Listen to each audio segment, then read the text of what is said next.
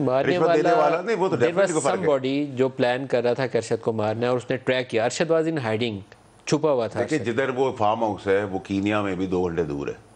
को आम आदमी का वहाँ एक्सेस नहीं हो सकता ना, आम आदमी नहीं पहुँच सकता वहाँ तक। ठीक है, मैं और आप अगर किसी हो गए कीनिया में किसी को छुपाना है, और कीनिया ही क्यों, 34 मुल्कों में से कीनिया ही क्यों।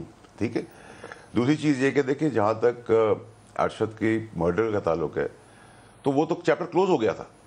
ठीक है, वो तो अल्लाह ताला ने रास्ता खोल दिया। खुर्रम और वकार का इस वाक़े में क्या रोल है? सिंस यू नो देम, तो आप इस पर आई फील, देखिए मैं तो आई हैव नोन देम 20 साल पहले, अगर मैं उनको जानता था तो मैं 4-5 साल पहले, बल्कि 3-4 साल पहले भी उनको, सो एक को मिला, खुर्रम को। वकार आपका क्लास फेलो है। हाँ। और खुर्रम उसका छोटा भाई। उसका छोटा भाई। खुर्रम से मेरी मुलाकात हुई है और वो भी कारोबारी जगह के ऊपर ही हुई है, मतलब ना मेरे ठिकाने पर ना कोई दावत में हुई। सब मैं कहीं जा रहा था। जो केन्या वाले फॉर्म थे वो किसके थे? देखिए वो मेरे पास एक्सेसिबिलिटी नहीं है, लेकिन मैं एज्यूम करता हूँ कि वो वकार और खुर्रम की हैं, जो मेरी असम्पशन है। ठीक है, आई मे बी रॉन्ग। नंबर 1। देखिए फिर फैसिलिटेशन में तो थे क्योंकि वो खुर्रम गाड़ी चला रहा था, और उसी दिन वकार ने उसको खाने में बुलाया 2 महीने के बाद। ये सब चीज़ें टाइप नहीं हो रही, सब चीज़ें अगर आप स्लॉट्स में डालें तो ये चीज़ें टाइप नहीं हो रही। आपकी आखिरी बार अरशद से कब बात हुई थी? मेरी अरशद से आखिरी दफ़ा बात हुई थी उसकी डेथ से कोई 10 दिन पहले। 10-15 दिन पहले। तो उस वक्त उसको खदशा था कि उसको कीनिया में पीछे उसके मैं अभी आपको बहुत ऑनेस्टली बताऊं कि ना मैंने वेयर अबाउट्स पूछे थे, ना उन्होंने मुझे बताए थे। क्योंकि जनरली बहुत सारे लोग समझ रहे थे कि वो यूके में है, और नहीं, वो तस्वीर का डाइवर्जन ज़रूर थी, वो तो डाइवर्जन थी।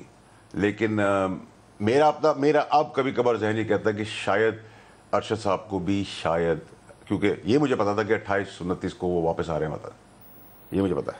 बस बाद इतलात थी कि एक टीवी चैनल के साथ उनकी बात चल रही है, और उनके वकील साहब ने कहा कि वो हम तो उसके लिए पिटीशन दायर कर रहे थे कि यहाँ अदालत में पिटीशन दायर करें ताकि उसको अरेस्ट ना किया जाए, वापसी के ऊपर हैरेस ना किया जाए, और वो एक लोकल चैनल को ज्वाइन करने का उनका। साहब देखिए, मैं अरशद के यहाँ किसी से भी कोई ताल्लुकात ऐसे ख़राब नहीं थे, मैं उसका विटनेस भी हूँ। ठीक है, अगर मैं बात खुल के कर रहा हूँ तो मैं एस्टैब्लिशमेंट की बात करूँ, एस्टैब्लिशमेंट से उनकी बड़ी क्लैरिटी थी।